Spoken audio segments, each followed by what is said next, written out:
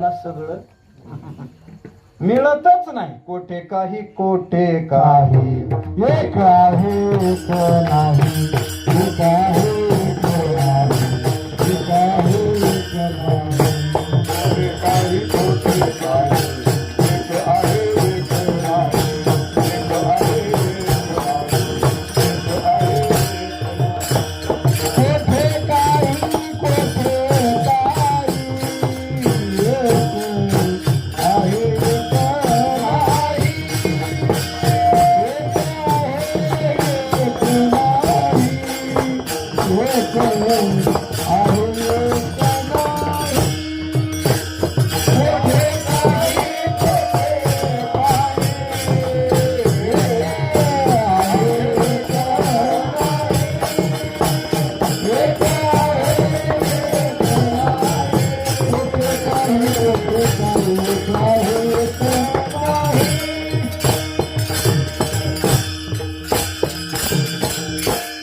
तत्वज्ञान म्हणतात.